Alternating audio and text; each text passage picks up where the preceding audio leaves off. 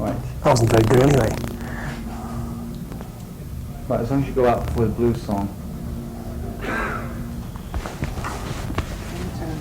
So should I sort of make an attempt at some of these songs? See if I can... Well, let's see how it goes, Danny. Okay, I'm not sure this... You know, let's take it as it comes. I mean, if I feel I can't play anymore, I'll say, Danny, come on and play the guitar, will you? Yes, I know, but I have to know the songs. A pinch hitter, when a guy doesn't play very well and a guy can't do baseball, when someone doesn't Talk can't baseball to me. hit the ball, they have someone who can hit better, step in for them. Oh, I see. What's she on about?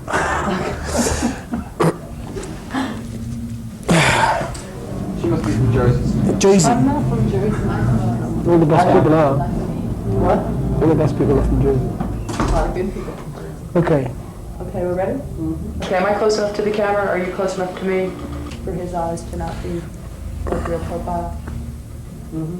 Well, if you wanted to swing your chair over, it would be Me? my fault. Okay. I saw that. I think we really can. All right, so we can get this film stuff down. These seats weren't made for human beings to sit on. Really. You want to sit on the film? How's that? Yeah, am I still in focus? How'd you feel when you saw the film last time? What'd you think of it? I was very relieved. I think I was putting a brave face on before I saw it because I just remember the chaos of filming it and the terrible responsibility of having thought of it and all that money being spent every second. Hundreds of dollars were being spewed out of these massive cameras, and we used more footage than a feature because it's a documentary. And so I felt very responsible and under a lot of pressure, and in the film I look tired and I look like a worried man.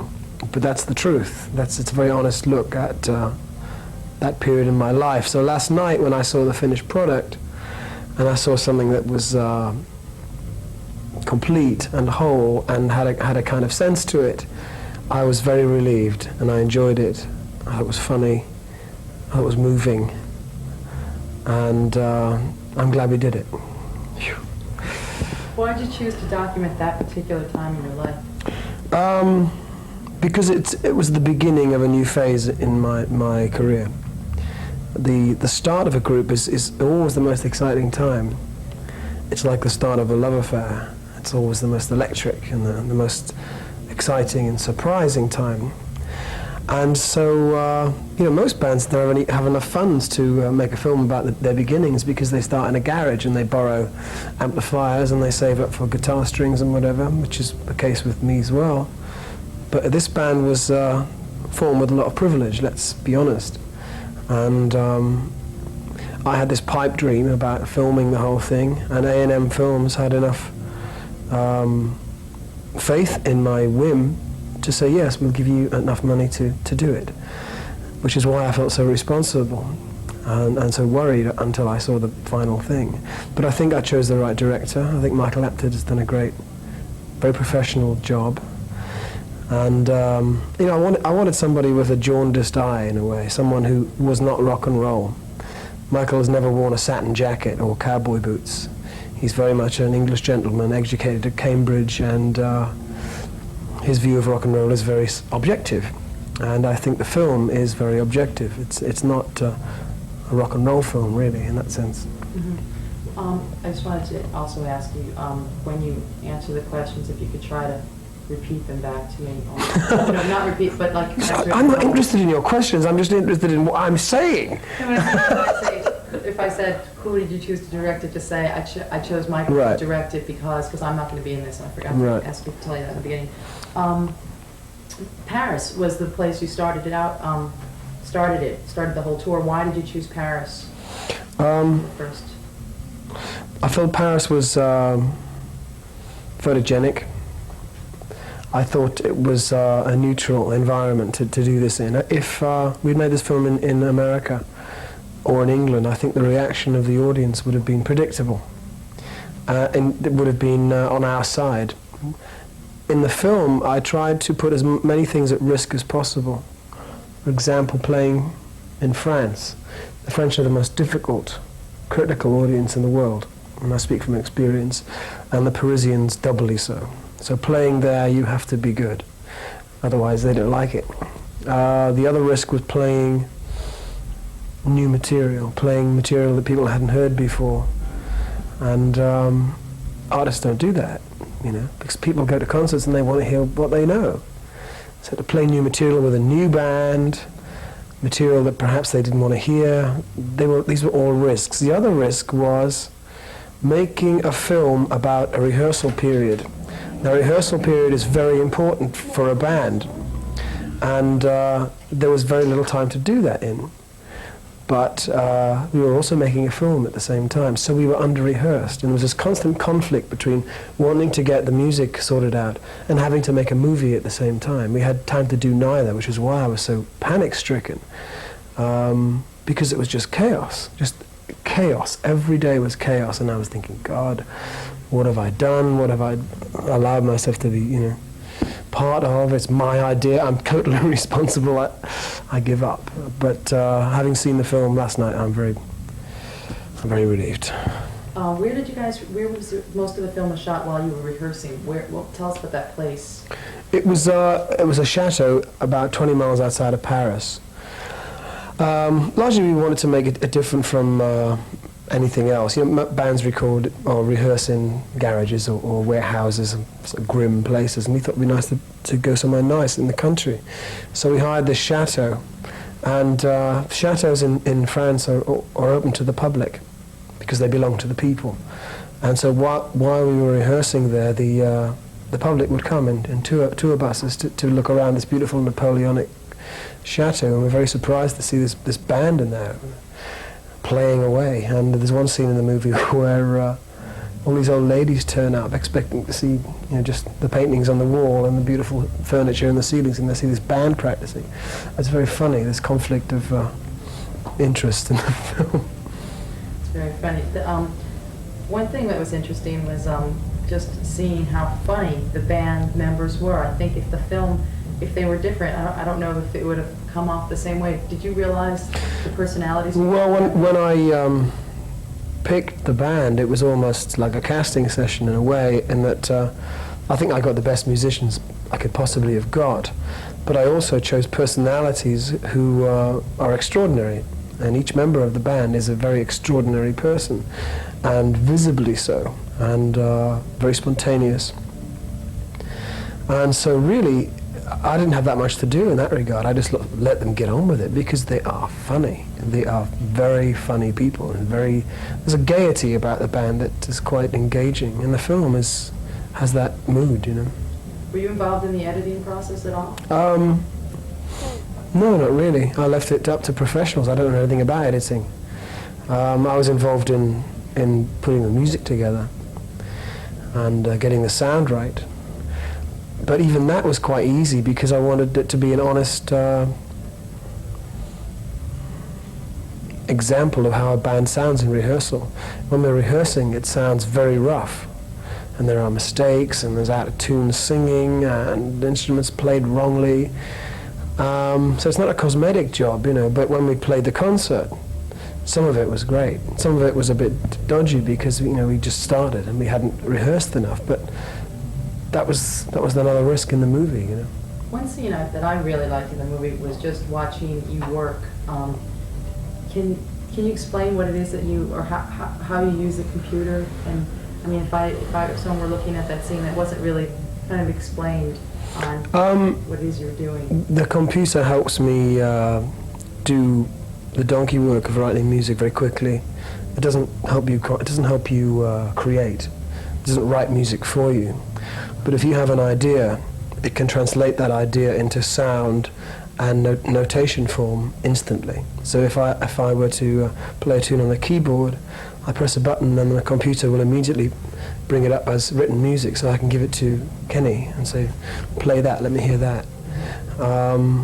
It also allows me to layer things. I can play a simple line, then add another line on top, and I can do it 32 times. So it's like a recording studio. It's a digital recording studio. It just takes all the graft out of writing music so you can concentrate on being inspired and just playing notes. Does it help you churn out more? Absolutely, there's more time to be creative and less sort of clerical work. How come you're taking so many risks this year? I think it's the lifeblood of what you do. There's no point in not taking risks. If you don't take risks, then you stagnate and you become safe and comfortable and you live your life surrounded by cotton wool. And I don't want to live that kind of life. I want to take risks. I want to put my career on the line every time I do something. And I think it is on the line.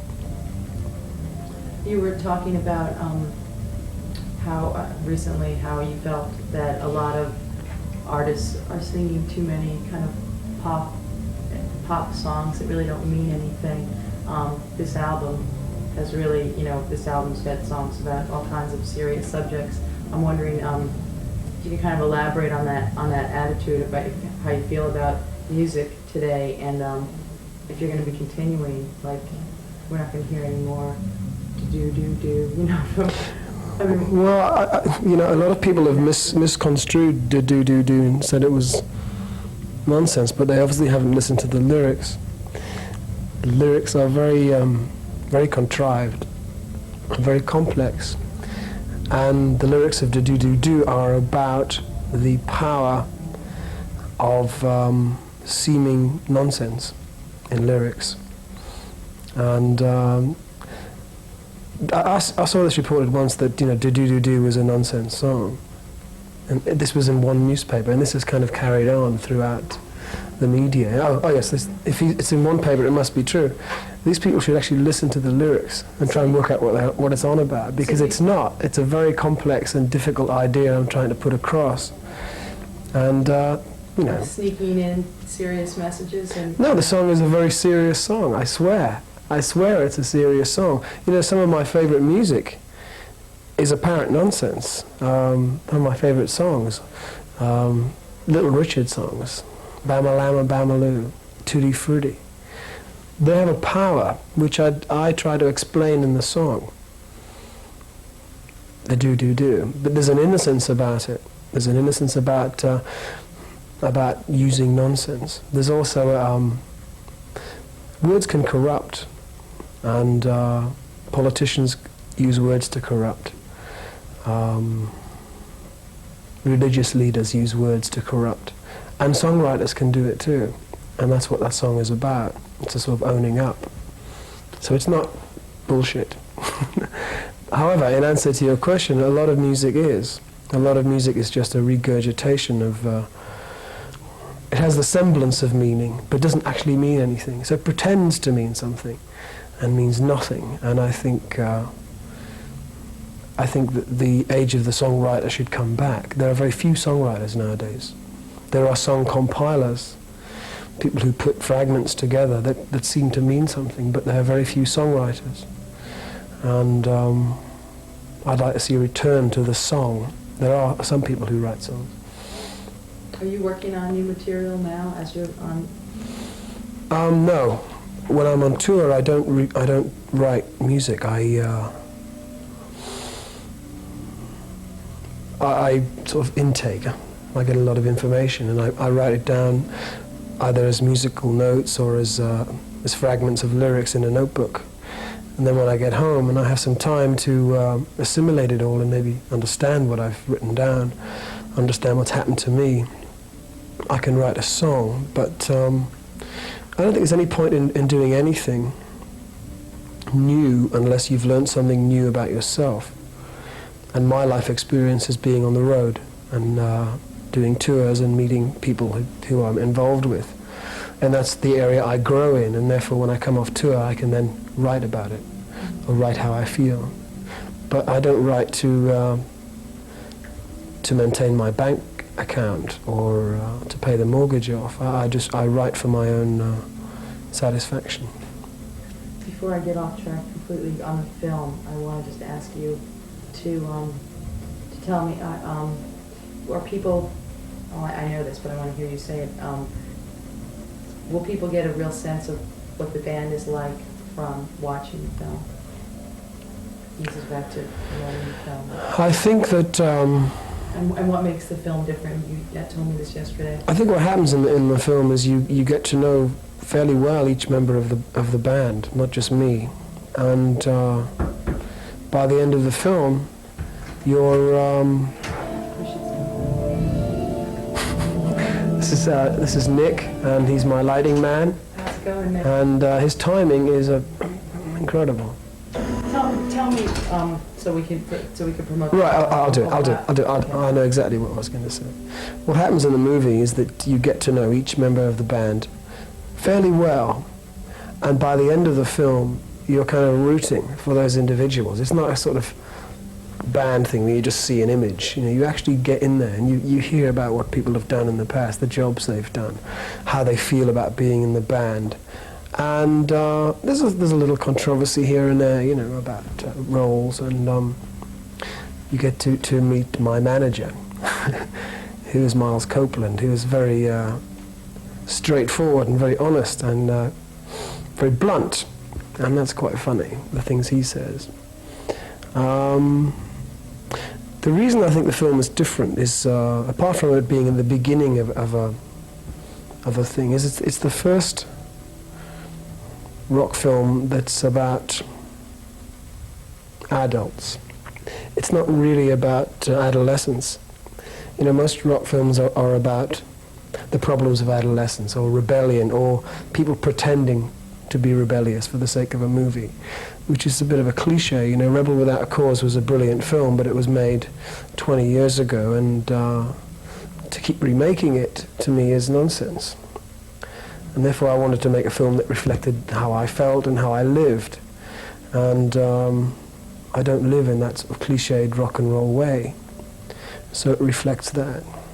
It certainly did.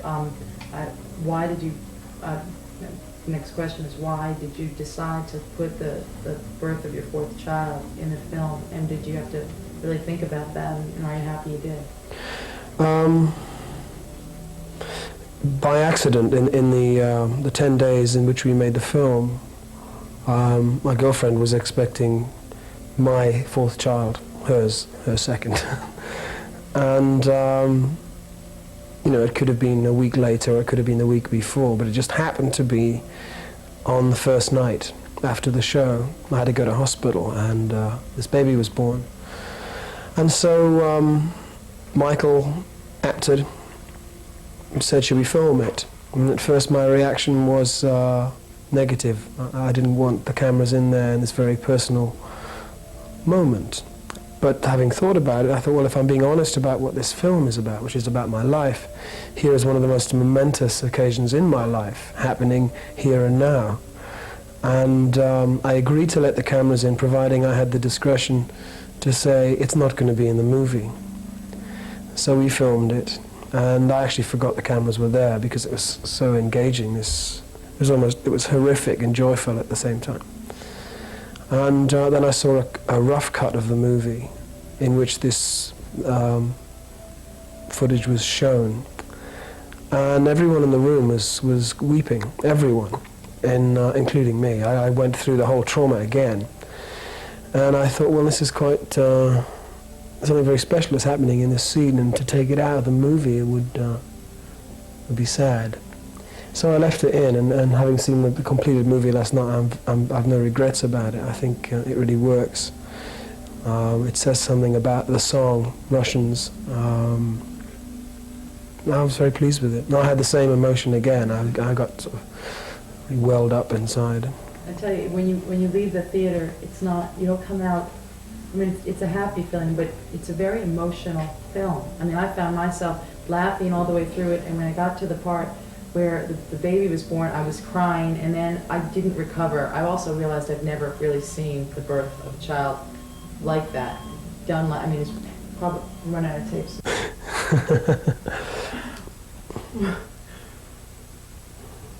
We're ready. Are we rolling? Yeah. The film is called Bring on the Night, after a song I wrote, that must have been about 1978, which the Police performed, and it seemed appropriate. The film takes place over 10 days. The first week is about preparing for the show and sort of waiting for the first night, which you see filmed. And it just seemed appropriate. It's also a song in the set that we do. And so I thought it was a good title.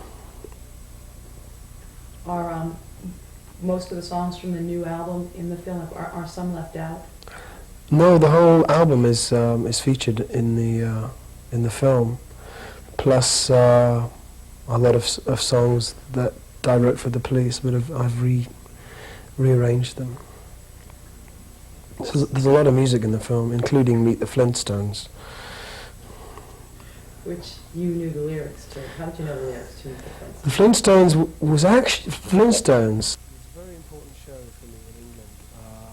I must have been about 7 years old, and I construed that was what America was like. I figured America was like the Flintstones, which actually isn't far wrong. You know, all the gadgets they had, like dishwashing machines and garbage disposals, we didn't have any of that in England. So it was like seeing the future, strangely enough. And I figured that was what America was like. But though it was prehistoric. Yeah, but it was, you know, it was about modern day America, wasn't it? So I love Fred Flintstone and Barney Rubble. And so does Branford. Did that first week, it seemed like everybody, how's the band changed? I mean, everyone was still sort of getting to know each other. In fact, I think, is it Daryl who says that, I want to see what happens with the power, like how much people... I think if we'd made the movie 6 months into the tour, when everyone was a bit more comfortable, when the music is obviously better now, the music has gone through quantum leaps since that time, and we're a much better band. We're very strong, very hot. But there was something about the beginning. There's something about that not being sure, you know, and no one was quite sure of their position. That made it very special. I think, you know, if I'd wanted to make a cosmetic film that looked great and made me look great and everybody else look great, then we would have done it now. But I wanted something that was raw and real and honest, and I think we achieved that. What were the girls like to work with in the beginning? Dolette and Janice are actually some of the most, or two of the most professional people I've ever worked with. They are so together and total professionals, much more than I am. And I think they do a great job, and I'm very pleased at how well they came out in the film and how much screen time they have, you know, because they're very engaging. Will there be a soundtrack album? No, I don't think there will. I'm planning to do a live album with this band now because we're really hot, and on vinyl you want to be really hot.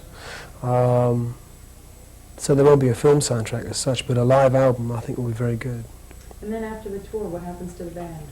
Well, we're touring until April, and well, so far, and I plan to finish in Australia in April at Ayers Rock.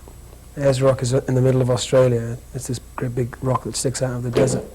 I know people there, but it's the best place on earth to see Halley's Comet in April. So I've wangled it so the tour ends there.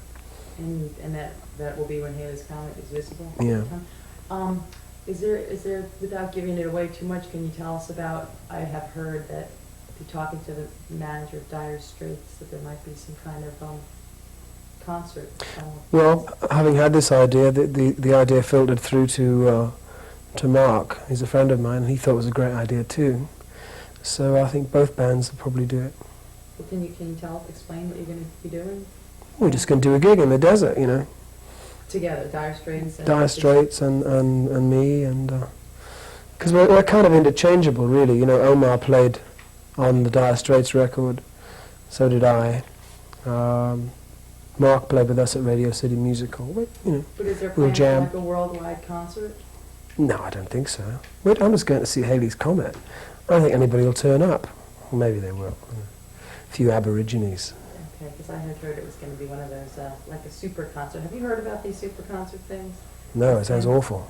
Tell me. It's there's someone who's putting together. First one is Duran Duran and Culture Club playing together on a bill with a third band yet to be announced, and it's going to be it'll be shown like in, you have to buy like a box, like what's it called? It's cable television and radio, but it's going to be all over. I guess it's not worldwide. It's just the country, and it's pay cable. I think the way you get the fights. Yeah. People, you know. Oh, I see. Yeah. It's closed circuit, and they plan to do a number of them. Anyway, could you tell me about the Kurt Weill album, the song that you did? I'm a big fan of Kurt Weill's, and I was asked to do to contribute a song on an album of Kurt Weill songs, and lots of other people have done it, like Marianne Faithfull, the guy from Wall of Voodoo, lots of other people. And I did Mac the Knife because I'm a big fan of the Threepenny Opera, and I've always wanted to play Mac the Knife, so I sang Mac the Knife on the album. Is there something about the music of that period of like the 30s or 20s, 30s that you what is it about that music that you find? Oh, I think Kurt Weill and Bertolt Brecht were geniuses of their time, you know, and they stand up there among the greats in any period, and they always will. So I was a fan. How did you find time to record that if you've been on tour? We actually did it the same week we made the movie in Paris. We did it on stage, and there was a truck outside, a recording truck, and I just rattled it off. It didn't take very long. It took about 5 minutes. Do you do that on the tour at all? Do you do that? Sometimes we record shows just for the hell of it.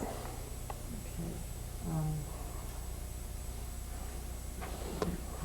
How much longer have we got? Not much longer, not much longer.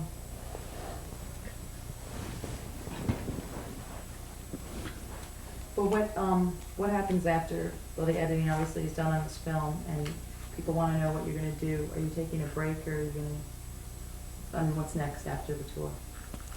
1986 is a blank page as far as I'm concerned. And the first priority, I suppose, is to go home and write some music, reintroduce myself to my kids, and we'll see. I mean, the basis of what happens to me, my life, is what I write, and everything else follows from that. I've no plans to make a movie or anything else. I'd like to, but... How do you feel about the movies that you've just done? A lot of them, though your role's been, people have praised your role. The films themselves haven't been doing very well. That's not entirely true. I mean, Plenty is doing amazingly well, considering it's an art movie. I can't really concern myself with a film in that sense. You know, as an actor, you do your part, you do your little job, you're a cog in a wheel, and then the publicity department pretend that you have a bigger part than you do in the movie because they want to sell the movie. So anybody going to see me in Dune, for example, was if they went for popcorn in that 5 minutes, missed me, which frightened me a bit. You know, I thought I agreed to do this cameo in a film, and I find that I'm now starring in it, which is a function of the movie business, you know. But you know, an actor can't be responsible for a movie, whether it's good or bad. You know, we just do our job. It's a director's and a producer's medium, and they should take the rap, and they should also take the praise when it comes. But you can pick roles that you think would be terrific. I'm wondering if there's a particular role that you'd like to play that maybe. No, I mean, no. Each role is picked on various for various reasons. You know, you can like the script, or you can like the director's previous work, or you can like the other members of the cast, and sometimes all three of those things come together. Often it's just one of them. But there's no way you can guarantee a film is going to be good, because it's like backing a racehorse. You know, it can be the wrong ground for the horse to run on, or it can be a bad day. It's a very risky, strange business. You know, in music, You can control each aspect of what you do, every aspect. You write the song, you produce it, you arrange it, you engineer it, and you go out and market it and sell it. In film, your responsibility is very small, in a way. Although your public profile is very big, and that's where the problems arise. Well, how did it feel to be playing yourself for the first time? Nerve-wracking. It was very hard to be myself in the movie. It's much easier to be a character because you know what's expected of you. You can't behave normally in front of a camera on you. There's no way. You can't observe an experiment and not change the nature of that experiment. And so it's difficult. How did everyone deal with having the cameras around so much? Are there things, are there scenes in the movie that you didn't know were being shot? Oh no, I always knew the camera was on, of course, I'm not blind. But there were times when I forgot about it, thankfully. I just felt I had a lot of pressure on me during the filming because it was my baby, literally. And I think everyone else had a great time, and that comes off in the movie. That thank God they come off very well, and it's funny and it's humorous, but I look knackered. You don't understand that word. I look completely exhausted throughout the film. I understand that word. I have to ask you when you think you might be doing anything else with the police, as the police. There's no timetable or. Have you heard any of the stuff that either Andy or Stuart have been doing on their own? Have you ever... I saw Stuart's African video, which I liked. And Andy's doing a soundtrack for a movie in Hollywood as we speak. So everybody's very busy. Is there a particular event that happened this year? I'm doing something on the end of the year, and I'd like to know your reaction on what you would say might have been the most important or the most significant thing that happened this year, say with music or in the music industry, or even then, or with you personally. If there was something in 1985 that you thought was significant. Was Live Aid in 1985? Yeah, that was a pretty significant event. I was very pleased to be part of Live Aid, and I don't think it'll ever happen again in quite as powerful and as effective a way, because the catastrophe was matched by the concern, and that was equally matched by technology, that we could actually make a huge worldwide contribution. And then because of Geldof's energy and his true commitment to it, the money is being used responsibly. We're not just throwing food at these people, because that's the worst thing. That's not what they want, If food comes out of the sky every 3 weeks, then they don't grow any. So a lot of the money is being used to re-educate people in how to use their land properly, and I'm very glad about that, because that's a long-term solution and it's not a short-term solution. Although we are spending money on the emergency, actually feeding people, but the real issue is getting these people to be self-sufficient, so they don't have to have aid, because aid can often be part of the problem that destroys the agricultural infrastructure of a country. Yeah. How about for you personally? Is there something this year that you're particularly, what's the thing that you're most proud of done this year? Yesterday I played a soccer match and I scored the second goal. I also broke my thumb, so it was a pretty momentous day yesterday in New Orleans. What was I going to ask you? Moon Over Bourbon Street, is that going to take on any special meaning tonight that you're playing in New Orleans? Well, the song is set in New Orleans, and I'm quite interested in what reaction it gets, I might go out tonight and bite a few necks after the show. Okay. I think that's it, except unless, I'm curious if you've been having any dreams lately. I haven't been asleep lately. I haven't had time to go to sleep, so I haven't dreamt. I've daydreamed, but I've daydreamed about going to sleep. Okay. Did you do any work with Arcadia at all? No. Hello? Who's that? Who's Arcadia? Arcadia is the band that Simon Le Bon. Oh yeah, I did. What can you tell us what you did with them? I went to, I sang with Simon on one of the songs. It was fun, actually. I think it's the best thing they've done.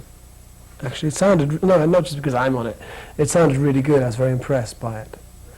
And I didn't know they were called Arcadia. I just thought it was Simon and Andy's project. So Do you have plans to work with anybody else coming up? I'm one of the most sought-after backing vocalists. No. But I never get paid. Okay, I think, I actually have to go. yes. I have to okay. do Great. my I preparations. think we have